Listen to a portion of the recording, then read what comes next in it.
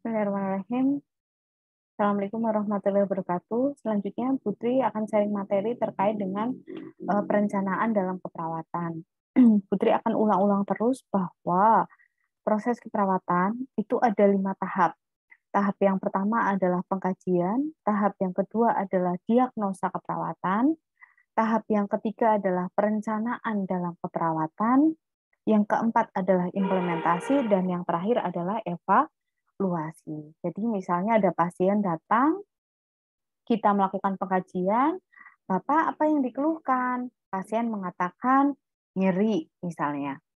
Terus selanjutnya diagnosa keperawatan yang diangkat adalah nyeri akut. Terus perencanaan keperawatan berarti saya punya tujuan agar ketika pasien dirawat nyerinya berkurang. Lah, agar tujuan saya tercapai, saya melakukan tindakan apa? Nah, itu jadi di perencanaan itu saya pengen ngapain dan melakukan apa.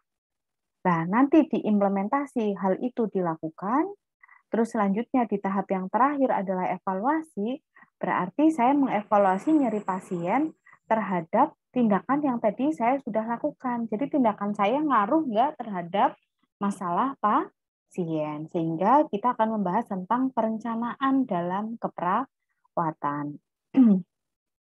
Apa sih perencanaan? Jadi perencanaan ini adalah kegiatan dalam keperawatan yang meliputi pertama adalah meletakkan pusat tujuan pada pasien, yang kedua menetapkan hasil yang ingin dicapai, dan yang ketiga adalah memilih intervensi keperawatan untuk mencapai tujuan. Jadi di dalam perencanaan, apa saja sih yang dilakukan perawat ya? Jadi yang namanya perencanaan itu menetapkan dulu tujuannya, yang kedua adalah menetapkan hasil yang ingin dicapai, dan yang terakhir adalah memilih intervensi keperawatan. Tadi berarti tujuannya apa? Tujuannya agar nyerinya berkurang. Terus menetapkan hasil yang ingin dicapai. Yang pertama, nyerinya dari skala 7 ke skala 1 misalnya.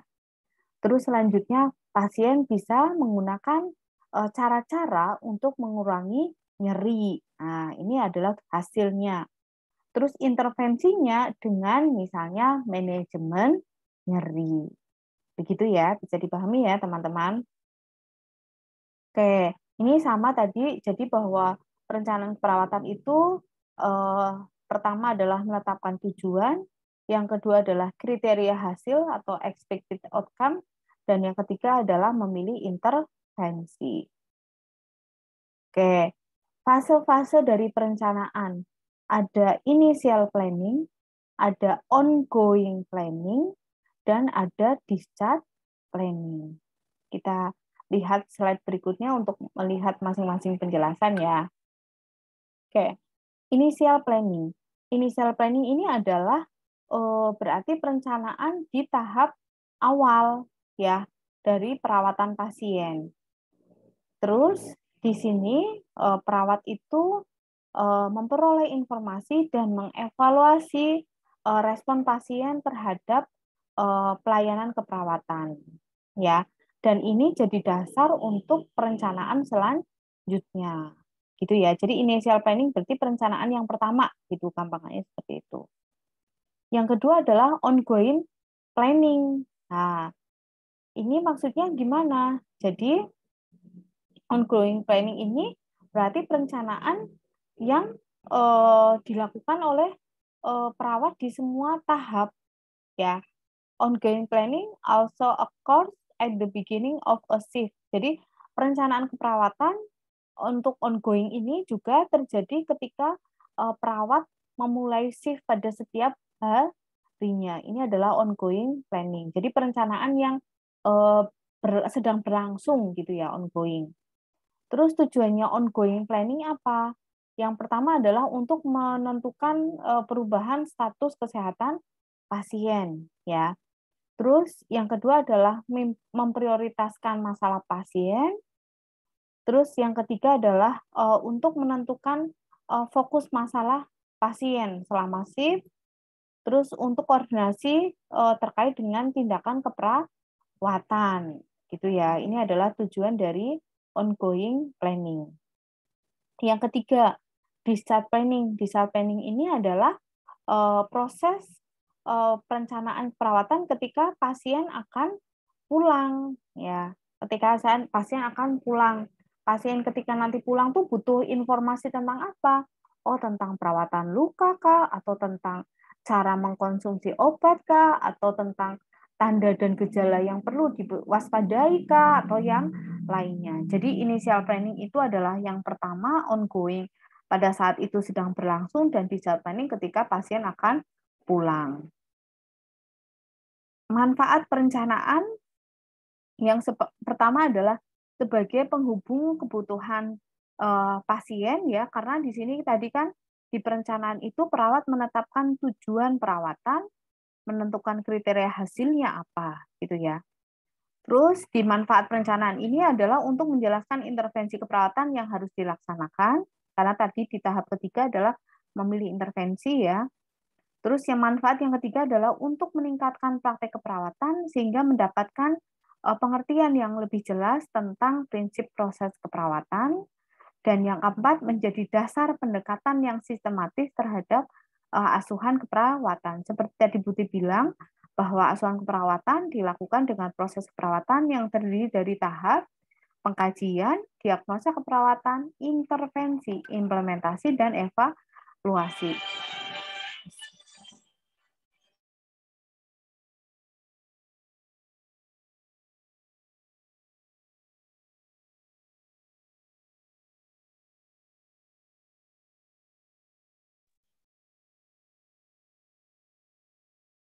Terus tujuan perencanaan itu ada tujuan administratif dan tujuan klinik ya. Kalau tadi manfaat, selanjutnya adalah tujuan.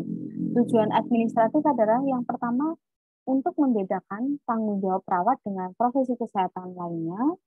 Ya, dengan adanya perencanaan keperawatan kan otomatis jadi job desk-nya jelas ya. Oh, saya perawat, saya punya perencanaan ini loh gitu.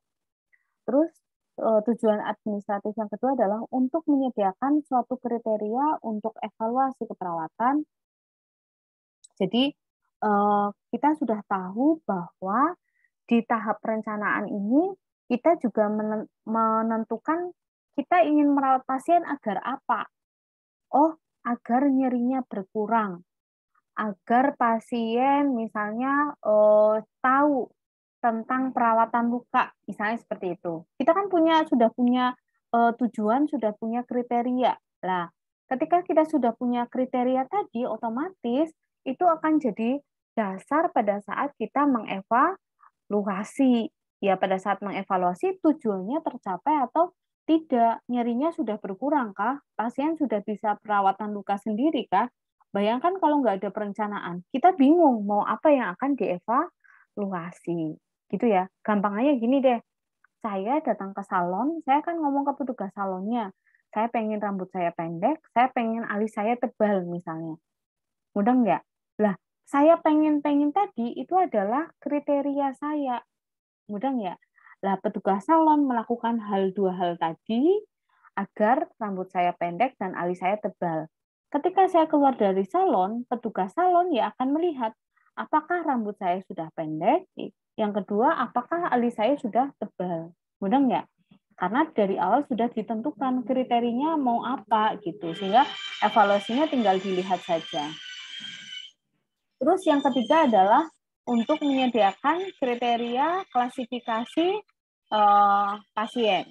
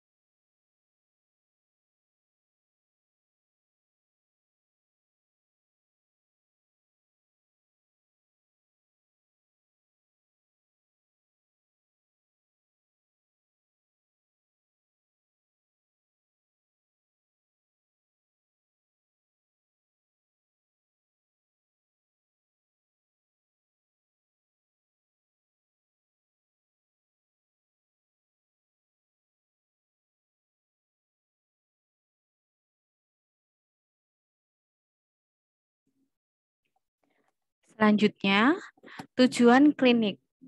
Di tujuan klinik, tujuan dari perencanaan adalah untuk menyediakan suatu pedoman dalam penulisan biar sama ya antar satu perawat dengan perawat yang lain, terus mengkomunikasikan dengan staf perawat.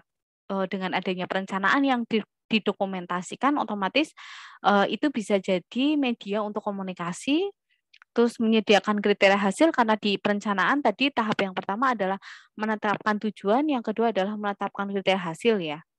Terus tujuan klinik yang keempat adalah rencana tindakan yang spesifik secara langsung bagi individu untuk melaksanakan tindakan. Jadi dengan adanya perencanaan, akhirnya rencana tindakannya itu spesifik gitu ya. Terus tahap-tahap perencanaan, tahap yang pertama adalah menetapkan prioritas masalah, tahap yang kedua adalah menetapkan tujuan dan kriteria hasil, yang ketiga adalah menetapkan intervensi, dan yang terakhir adalah dokumentasi. Jadi, tahap rencana yang pertama adalah menetapkan prioritas masalah. Tahap sebelumnya dari perencanaan kan menentukan diagnosa keperawatan. Diagnosa keperawatan kan mungkin nggak hanya satu, bisa saja 3. Lah dari 3 itu di tahap perencanaan itu diprioritaskan mana dulu yang akan dilakukan. Nah, mana dulu yang akan diprioritaskan untuk pertama yang bermasalah tuh mana dulu gitu. Gitu ya. Ini adalah menetapkan prioritas masalah. Yang kedua adalah ini menetapkan tujuan dan kriteria hasil sesuai dengan definisi perencanaan tadi ya. Terus menetapkan intervensi juga sesuai dengan definisi dari perencanaan tadi yang di slide awal, dan yang terakhir adalah dokumentasi, menuliskan ya. Oke, untuk menentukan prioritas masalah kita bisa melihat tergantung pada masalah pasien ya. Terus kita lihat apakah urgent, penting ya, atau important. Nah, kita lihat di sini untuk menentukan prioritas itu nanti bisa prioritas yang pertama ya, sedang ataupun prioritas yang terakhir. Nah, untuk prioritas yang pertama itu adalah masalah yang mengancam terkait dengan pernafasan atau fungsi jantung ya. Terus yang sedang ini adalah yang kaitannya dengan penurunan coping ataupun penyakit akut ya. Jadi untuk prioritas ini kita menggunakan Maslow hierarki ya. Jadi berdasarkan kebutuhan dasar manusia menurut Maslow. Masih ingat ya kemarin kan Putri sudah menjelaskan sedikit ya. Kebutuhan yang pertama adalah kebutuhan apa? Fisiologi. Yang kedua adalah kebutuhan apa? Aman, nyaman. Yang ketiga dicintai, mencintai. Yang keempat adalah kebutuhan harga diri, dan yang kelima adalah kebutuhan aktualisasi diri. Jadi misalnya pasien punya masalah kita lihat dia termasuk kebutuhan yang mana, fisiologis atau aman nyaman. Kalau misalnya ada 2 diagnosa tentang fisiologis dan aman nyaman, berarti prioritaskan dulu yang kebutuhan yang diagnosa fisiologis dibandingkan yang aman nyaman ya. Dan selain kebutuhan Maslow tadi, perawat juga harus mempertimbangkan yang pertama adalah keyakinan pasien, terus yang kedua adalah prioritas pasien itu sendiri, terus selanjutnya adalah sumber untuk menyelesaikan masalah tadi, terus urgent atau tidak terhadap masalah kesehatan pasien, dan yang terakhir dipertimbangkan juga adalah terkait dengan rencana pengobatan pasien. Oke, ini tadi kebutuhan Maslow ada 5. Ketika masalahnya ada di harga diri, sama muncul juga kebutuhan fisiologi sesak, ya sesaknya dulu yang diatasi dibanding tentang diagnosa yang terkait dengan harga diri. Mudah nggak ya? Gampangannya kalau zaman sekarang kayak gitu ya. Misalnya ada pasien sesak nafas, terus juga dia merasa nggak dicintai oleh pasangannya misalnya, ya selesaikan dulu sesak nafasnya gitu ya. Nanti ngomongin cinta tapi nafasnya nggak ada kan ya sama aja gitu kan. Oke, ini contohnya ada diagnosa keperawatan. Yang pertama adalah cemas, yang kedua adalah kaitannya dengan coping yang tidak efektif, dan masalah terkait dengan bersihan jalan nafas. Mana dari 3 masalah ini yang akan jadi prioritas pertama? Bersihan jalan nafas ini adalah kebutuhan fisiologi, coping kebutuhan harga diri, cemas itu kebutuhan keamanan dan kenyamanan. Sehingga otomatis jalan nafas ini jadi prioritas yang pertama, cemasnya prioritas kedua, dan coping prioritas yang ketiga. Gitu ya. Ini ada penjelasannya, rasionalnya terkait dengan beberapa diagnosa ya.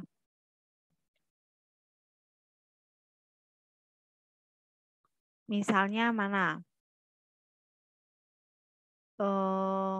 Misalnya tentang bersihan jalan nafas. Ini termasuk priority yang utama karena respirasi ini adalah ketika kita kehilangan fungsi respirasi, otomatis ini bisa mengancam kita gitu.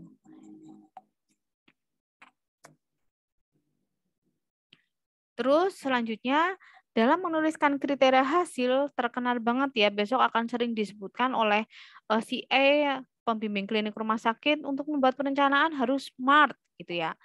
S-nya adalah spesifik, M-nya adalah measurable, A-nya adalah achievable, R-nya adalah reasonable, dan T-nya adalah time.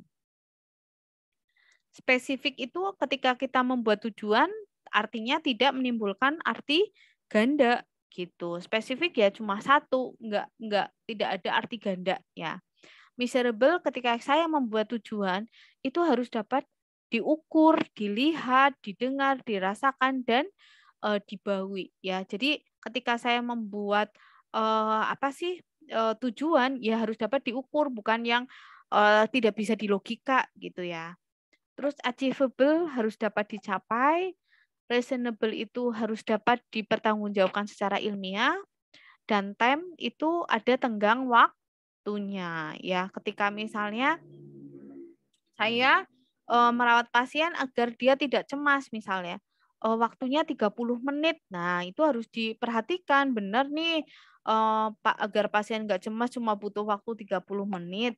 Ya enggak ya, jadi harus dipertimbangkan beberapa halnya biar tadi waktunya itu smart tadi, sesuai dengan aturan main smart ini. Oke, penulisan kriteria hasil mencakup kognitif, afektif, psikomotor, dan satu lagi adalah perubahan fungsi tubuh. Kemarin Putri udah cerita ya, kognitif artinya apa? Ya, kognitif artinya pengetahuan. Afektif, perasaan, psikomotor adalah tindakan atau perilaku. Kognitif, contoh ya, pasien punya masalah resiko perubahan status kesehatan berhubungan dengan kurangnya pengetahuan tentang diabetes. Berarti pasien kan nggak tahu tentang diabetes ya, sehingga saya ingin merawat pasien agar ini klien mampu menjelaskan dengan kalimat sendiri tentang, ini harusnya tentang diabetes ya. Terus afektif, saya ingin KH itu kriteria hasil ya, agar klien mengungkapkan perasaannya tentang misalnya kesedihannya. Psikomotor, kriteria hasil klien bisa melakukan batuk efektif secara mandiri. Contohnya, maksudnya saya ingin merawat pasien agar dia bisa apa gitu. Itu psikomotor, afektif terkait dengan perasaan pasien, kognitif terkait dengan pengetahuan pasien. Terus yang keempat adalah perubahan fungsi tubuh. Ini kaitannya dengan beberapa tanda dan gejala yang bisa diobservasi. Misalnya, saya ingin merawat pasien, ini ada pasien hipertermia, suhunya misalnya 41, ya kriteria hasilnya dalam waktu 1 hari suhu pasien jadi normal gitu. Terus selanjutnya adalah setelah saya menetapkan tujuan dan kriteria hasil, langkah selanjutnya adalah saya menetapkan intervensi. Nah, ternyata intervensi ini ada 3. Nah, ada independent intervensi, dependent intervensi, dan kolaboratif intervensi. Yang pertama adalah independent. Independent ini berarti aktivitas mandiri perawat ya, tidak tergantung dengan profesi yang lain ya. Contohnya adalah perawatan fisik, terus konseling, pemberian support emosional ya. Nah, kalau dependent itu tergantung dari profesi dokter, contohnya terkait dengan pemberian obat ya. Dokter yang nulis resepnya, perawat yang memastikan obat itu masuk ke dalam tubuh pasien. Ya, itu adalah tindakan dependen.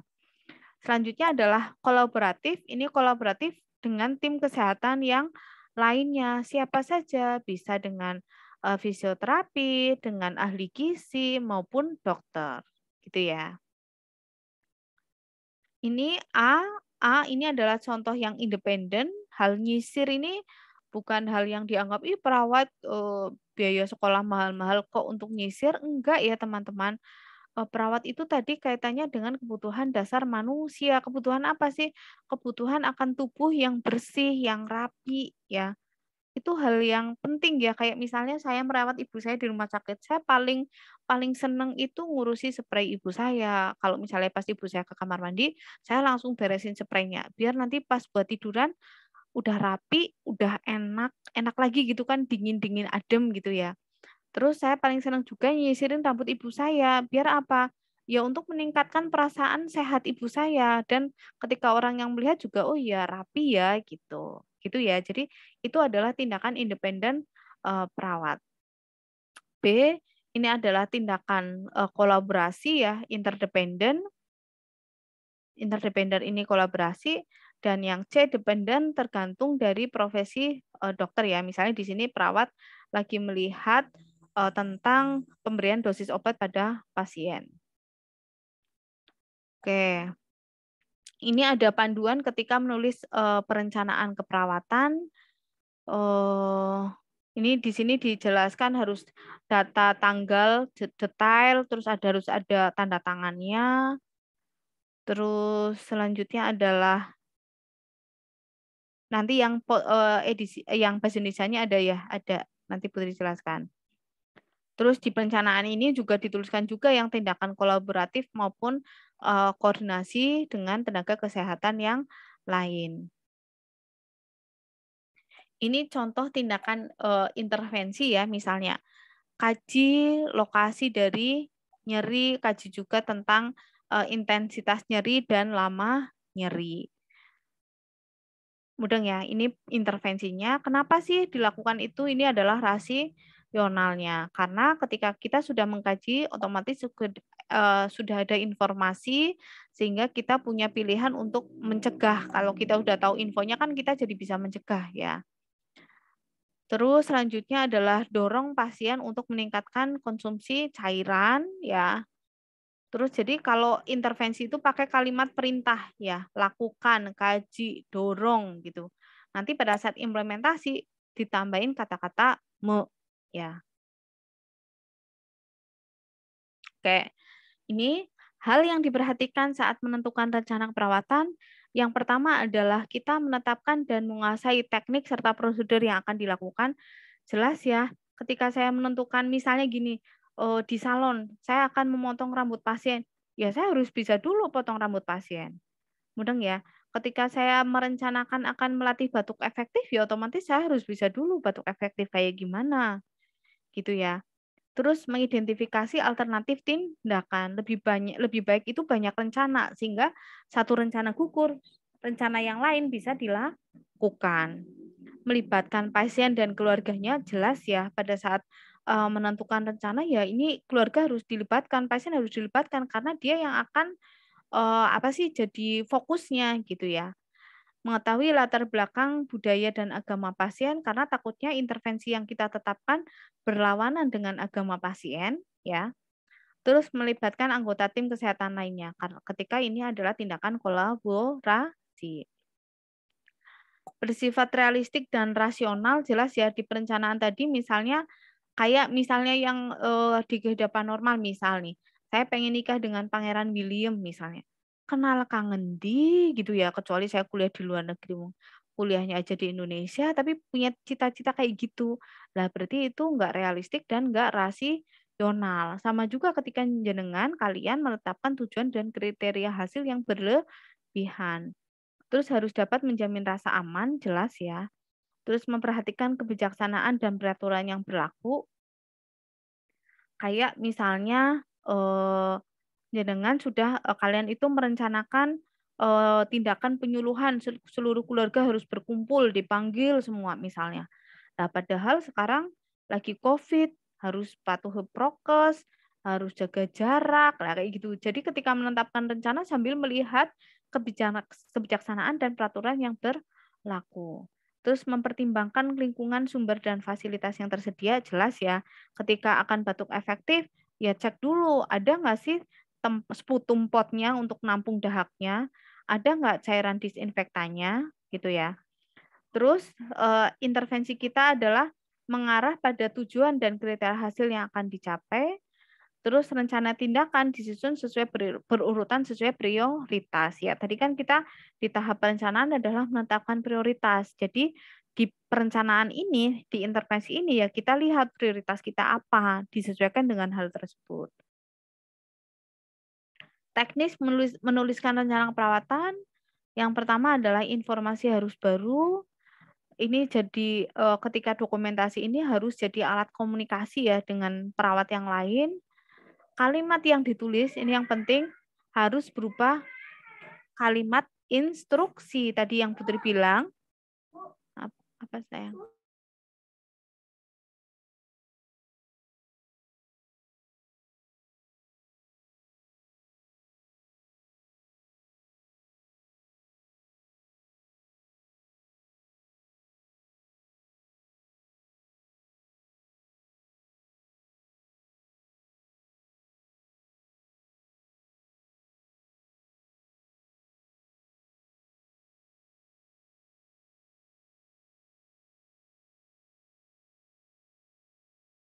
Ya.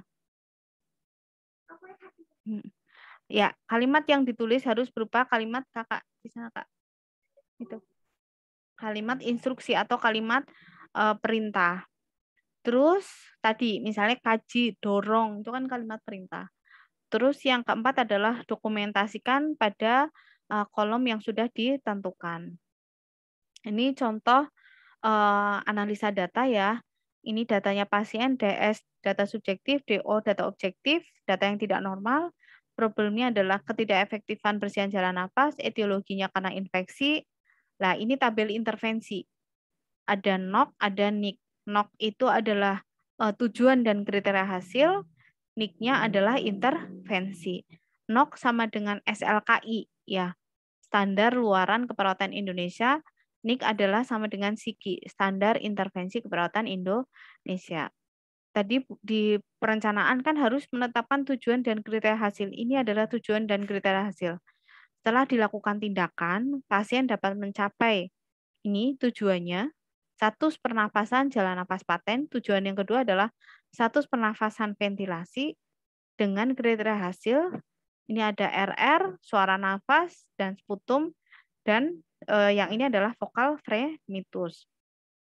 Perencanaannya, ini labelnya adalah RW Management.